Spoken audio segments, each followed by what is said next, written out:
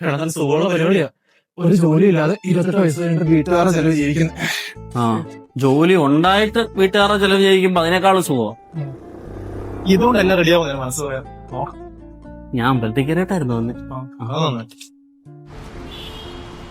ചേട്ടാ ബമ്പർ ഉണ്ടോ? ഒരു ബമ്പർ എടുക്കും. കഴിഞ്ഞ പ്രാവശ്യത്തിൽ എനിക്ക് ജസ്റ്റ് മിസ്സാ, പക്ഷേ ഈ പ്രാവശ്യം ഇതിന് എന്തുകൂടാ എനിക്ക് ഉറപ്പാണ്. ജീവിതത്തിൽ ആദ്യമായിട്ട് എടുക്കുന്ന ലോട്ടറി. ദൈവമേ മിച്ചേക്കണേ. ഇതെങ്ങാനും നമുക്ക് അടിച്ചു കഴിഞ്ഞാൽ ടാക്സ് എല്ലാം കഴിഞ്ഞ് 13 കോടി കിട്ടും. 6.5 കോടി നിനക്കും 6.5 കോടി എനിക്കും.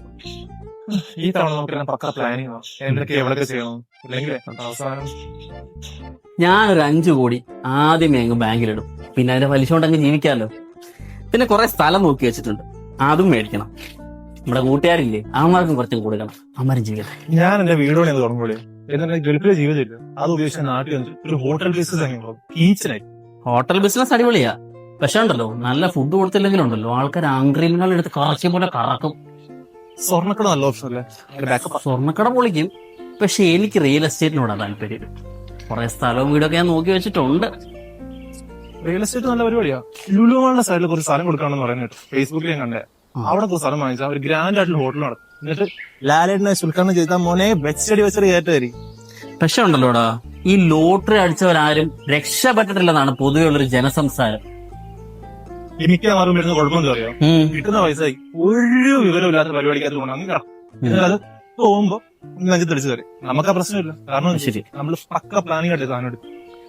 ശരിക്കും ഉണ്ടല്ലോ, നമുക്ക് ഈ ലോട്ടറി ഞാൻ കാണിക്കണം. ഒരു സുഖമായിരിക്കും.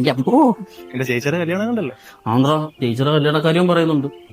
ഇത് അടിച്ചായിരുന്നെങ്കിൽ അത് ഗ്രാൻഡ് ആയിട്ട് നടത്തായിരുന്നു. ഇതടിച്ചിട്ടാണ് എനിക്ക് കല്യാണം കഴിക്കാം. വയസ്സ് 18 എടാ 30 നടക്കുന്നില്ല അപ്പോഴാ. ഈ കൂടെ ഉള്ളവർക്കെല്ലാം 1 ലക്ഷം വെച്ചാൽ കൊടുക്കാം. ഇല്ലെങ്കിൽ അവര് മുടിഞ്ഞ പ്രാക്കായിരിക്കും. പോട്ടെ, അമ്മമാരും പോയി ജീവിക്കട്ടെ. ഒന്ന് ആലോചിച്ചു നമുക്ക് അടിക്കുന്നതാണ്.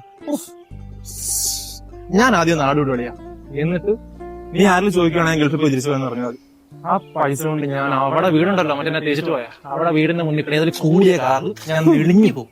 അവള് ഇങ്ങനെ നോക്കും, ഇങ്ങനെ അസുഖം കൊണ്ട് ചാവണം നാശം.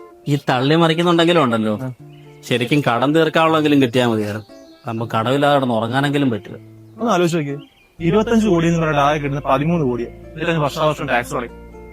പരിപാടിയല്ലേ എന്താ 13 കോടി കിട്ടിയാ പുളിക്കുവോ? പിന്നെ ഏതാണോ കുഴപ്പമില്ല. അതെ, ഒരു 250 കഴിച്ച ഏത് 250? ഈ കയ്യിലേക്ക് ലോട്ടില്ല 500 രൂപ, അതിന്റെ പാതി 250. അത് 13 കോടി കിട്ടുമ്പോ നീ കുറച്ചോ? അതുകൊണ്ട് ഇപ്പൊ എന്റെ പൈസ ആ തീർക്കാൻ വിശ്വാസം ഇല്ലേ? പൈസ എടാ കോടാ